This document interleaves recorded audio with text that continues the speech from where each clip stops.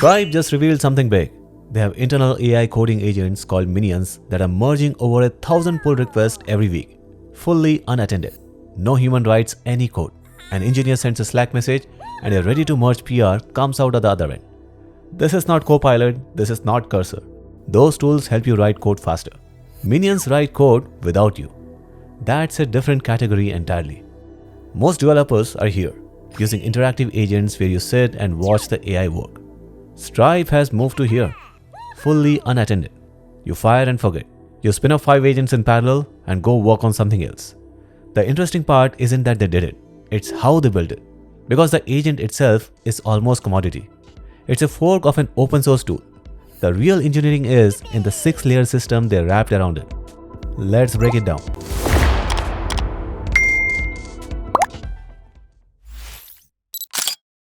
Stripe's code base is hundreds of millions of lines of code, mostly Ruby with sorbet typing. An uncommon stack, full of homegrown libraries the LLM has never seen in training data. And this code moves over $1 trillion in payments with real regulatory obligations. You can't point a generic agent at this and say, fix the bug. The agent needs Stripe-specific context, Stripe-specific tools, and Stripe-specific guardrails. So they built a harness. And the harness is where all the interesting system design lives. The key insight? The same developer productivity tools they already built for human engineers, dev environment, linters, CI, docs, work equally well for AI agents. If it's good for humans, it's good for LLMs. And that's exactly what minions are. They are not some exotic new AI system. They are Stripe's existing developer workflow. A minion run has 6 layers. Most minion runs start from Slack. An engineer tags the bot, describes the task, done. The minion reads the entire thread, not just a message. Stack traces, link docs, prior discussion, all of it becomes context. Other entry points include a CLI, web UI, and integrations with internal tools. When their CI detects a flaky test, it creates a ticket with a one-click Fix the Minion button. Before the agent even starts, the orchestrator prefetches context, it scans the prompt for links, finds relevant docs, pulls ticket details, searches code via source graph, all through MCP. Stripe built a central MCP server called Toolshed with over 400 tools spanning internal systems and SaaS platforms. But agents don't see all 400. They get curated subsets. Why?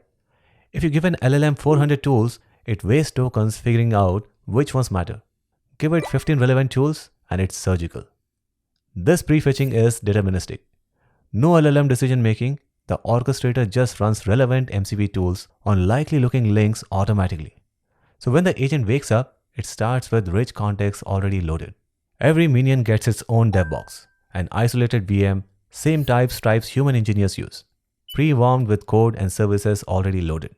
Spins up in about 10 seconds. The security model? No internet, no production access. The agent is completely sandboxed. This means no human permission checks are needed. The isolation is the permission. And each Devbox is independent. So you get a true parallelization without Git worktree headaches at Stripe scale. The agent core is a fork of Goose, Block's open source coding agent, which I've covered previously in my channel. But here's the important architectural decision in the entire system. Most coding agents are purely agentic. The LLM decides everything. If it forgets to lint, that step doesn't happen. Stripe does something different. They interleave creative LLM steps with deterministic gates. The agent writes code, that's the creative LLM part. Then a hard-coded step runs the linter. No hey agent maybe lint this. The linter always runs. It's baked into the pipeline. Then the agent fixes linter issues. Then a hard-coded git commit. Then the agent continues. This gives you creativity of an LLM with reliability of deterministic code. It's a hybrid architecture and it's the reason minions can run unattended. One more detail. Agent rules files. Stripe can't have a massive global rules file. It would eat the context window. So rules are conditionally applied per subdirectory. Working in payments, you get payments rule. Working in billing, billing rules. Only relevant context. No wastage. Alright, the minion has written code. How does it know if it is correct? 3 tiers, designed around a principle Stripe calls shifting feedback left. Catch errors as early and cheaply as possible. Tier 1, local lint, which runs on every good push, takes under 5 seconds. It uses heuristics to select relevant links. If the linter catches a type error or formatting issue, the agent sees it immediately and fixes it. Cheap and fast. Layer 2, CI selective test. If local lint passes, code goes to CI. Stripe has over 3 million tests, so CI selectively runs only the ones relevant to the changed files. Many tests have built-in auto-fixes that get applied automatically without the agent needing to think. Tier 3, Agent Self-Fix. If a test fails with no auto-fix, the error goes back to the agent. It reads the failure, attempts a fix, pushes again. But here is the cap. Maximum 2 CI rounds. 1 initial push, 1 retry, that's it. Why cap it? Diminishing returns. If the LLM can't fix in 2 attempts, a third won't help. You are just burning tokens and compute.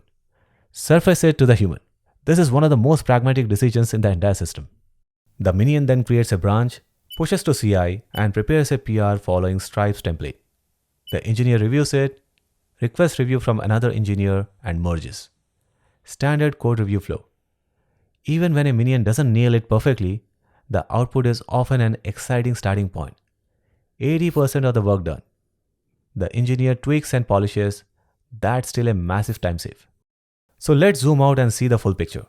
A Slack message kicks things off, and before the agent even starts, context is already pulled in. Docs, tickets, code search, all through MCP. A Devbox spins up in 10 seconds, fully isolated, no internet, no production access. The agent writes code, but it can't skip the linter, can't skip test, can't skip Git. Those gates are hard-coded. If something breaks, it gets 2 shots at CI, max. And what comes out the other end? A clean pull request, CI green, following Stripe's template, ready for human to review. Start to finish, not a single line of human-written code. The industry is moving right on this spectrum. AI writes 30% of Microsoft's code, over 25% of Google. Zuckerberg wants most of Meta's code written by agents. The direction is clear. And the tool that wins isn't the one with the best model. It's the one with the best infrastructure around the model. That's the lesson from Stripe. The agent is a fork of an open source tool. The magic is the 6-layer hardness. So what this means for you?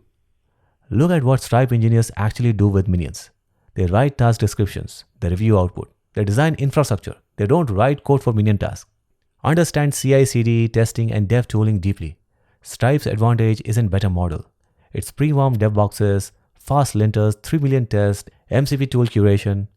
Engineers who do understand these systems can build minions-like workflows anywhere. Learn MCP. It's becoming the protocol layer connecting agents to real systems. Stripe's Toolshed with 400 plus tool is the blueprint. And invest in system design. Stripe engineers designed a 6-layer architecture to make unattended agents reliable. That's the human contribution in world where agents write code. That's the skill. Be a producer, build the factory, don't be the thing the factory replaces. I'll see you in the next one.